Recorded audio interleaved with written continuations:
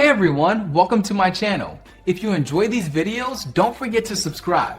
I share content that's easy to follow and worth your time. Let's get started. You've received an encrypted email in Outlook. You cannot open it directly like a regular message.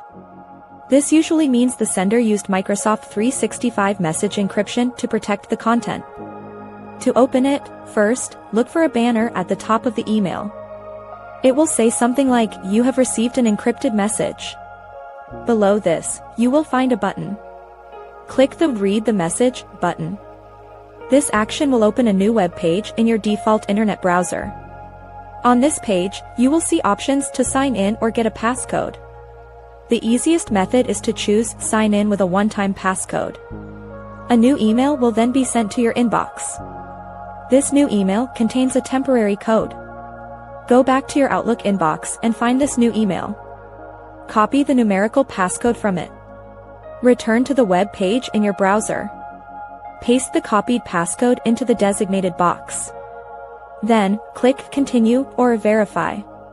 The encrypted email will now display on that web page. You can read its full content there.